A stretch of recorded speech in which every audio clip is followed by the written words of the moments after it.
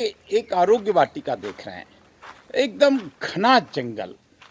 लेकिन घना जंगल ऐसे ही नहीं हो जाता। 2012 के बाद यहाँ लगातार प्रयास हुए, प्लांटेशन हुआ। हालांकि यहाँ जब जब कुछ पौधे मरे उनको वापस फिलअप किया गया, लेकिन जो पौधे लगे उनकी पूरी देखभाल हुई। बरसात का दौर है, वृक्षारोपण का दौर है। सरकारी गैर सरकारी स्तर पर बहुत सारे वृक्षारोपण इधर उधर होते हैं और होते रहेंगे, लेकिन अनेक बार असफल होते हैं, या यूँ कहें कि हम फिर हर साल पौधे लगाने की हमको ज़रूरत पड़ती है। ये पहले आप इस आरोग्य वाटिका को देख लीजिए। जो स्थान है वो पूरा का पूरा फिलअप है, नीम से, उबरा से, और अभी कैलाश जी यहाँ हैं जोशी साहब, इन्होंने अभी इसको और इस पे जिसको कहते हैं निखार ला दिया, वो भी मैं आपको बताऊंगा। लेकिन आज हमको इस आरोग्य वाटिका से, हम जब सरकारी स्तर पे वृक्षारोपण करते हैं और असफल होते हैं, तो वो कहीं न कहीं हमको इस आरोग्य वाटिका से सीखना चाहिए। 2012 में वृक्षारोपण हुआ, हालांकि उससे पहले की स्थिति ठीक नहीं थी। मैं स्वयं यहाँ उस समय कर्मचारी था। यहाँ पौधे लगाने का विचार बना, लेकिन विचार बनते ही उसकी योजना बनी। ये पूरी इस तरह की जगह नहीं थी, ये बिल्कुल पक्की बात है। यहाँ बिल्कुल गांव वाले कचरा डालते थे, पूरा एक अव्यवस्थित था। तो और अंग्रेजी बबूल इधर उधर काटीली झाड़ियाँ और ये सब खड़ी थी। तो पहला काम ये था कि इसकी सफाई हो, दूसरा काम ये था कि इसमें तारबंदी हो, तीसरा काम ये था कि अच्छे पौधों की व्यवस्था, चौथा काम ये था कि उसमें अच्छी तरह पौधे लग जाएं, पांचवा काम ये था कि उनको पानी पिलाया जाए, छठा काम ये था कि उसकी देखभाल के लिए आदमी रखा जाए। और इन सब के लिए ज़रूरी था एक भामाशाह, इन सब के लिए ज़रूरी था आर्थिक सहयोग करने वाला व्यक्ति। तो बात यहाँ आती है कि इसमें हमको वो सब कुछ मिला जिसकी ज़रूरत थी। यहाँ 3 चीज़ें बहुत ख़ास है जो आज मैं आपको विनम्रता से कह रहा हूँ। इस अस्पताल के कर्मचारियों का समर्पण, डेडिकेशन, पूरा समर्पण। आप देखिए, ये नीम नारायण और ये तमाम आपके उबरा और जो भी है, करंज से लेके सारे के सारे विलपत्र तक, पीपल देव, ये सारे, आप मैं पीपल देव से अगर मेरी बात को रखूं तो ये जगह पर ये सारे के सारे डेवलप हुए। कहते हैं एक उबरा ही काफ़ी है कल्याण के लिए, लेकिन यहाँ तो 60 उबरे लगाए थे और 60 के 60 डेवलप हुए। हम पीपल देव को भी देख रहे हैं।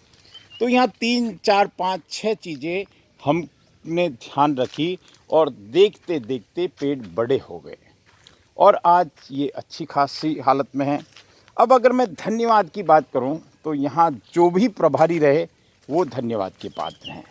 धन्यवाद की बात करूं तो खेमचंद जी जैन साहब धन्यवाद के पात्र हैं। धन्यवाद की बात करूं तो सबसे बड़ा धन्यवाद हमारे मित्र श्रीमान किशोर जी शाह, उनका धन्यवाद है। उन्होंने इसमें कई साल तक आर्थिक सहयोग दिया। खेमचंद जी शर्मा हमारे कंपाउंडर साहब हैं।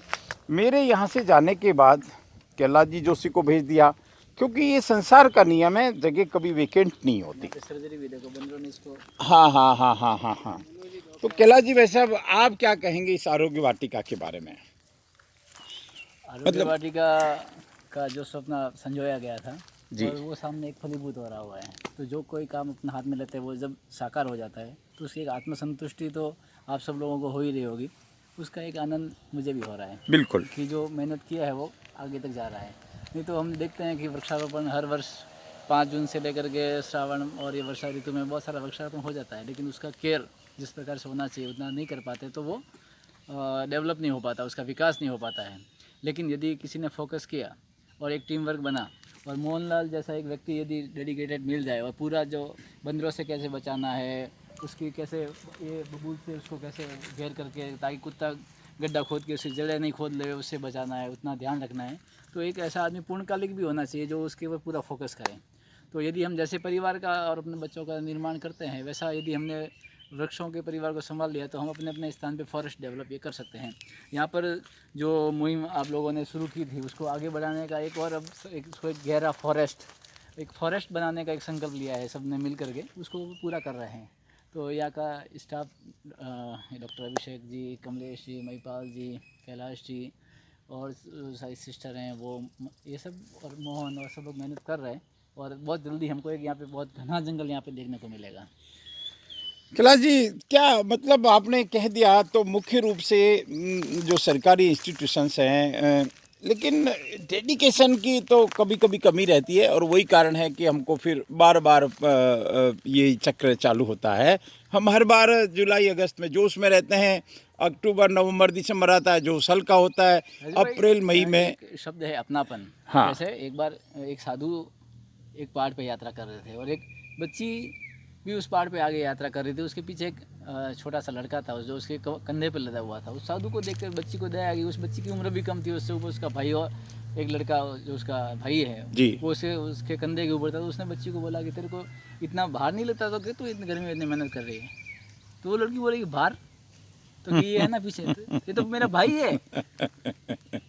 तो यदि उसको वो भाई है तो उसको भार नहीं लगता है। तो ऐसा अपनापन यदि किसी काम को दिया जाए ठीक बात तो है। ये तो एक बहुत बड़ा क्रिएशन है एनवायरनमेंट का। बहुत तो अच्छा। यदि ऐसा अपनापन दिया जाएगा तो सब जो सोचते हैं वैसा हो सकता है।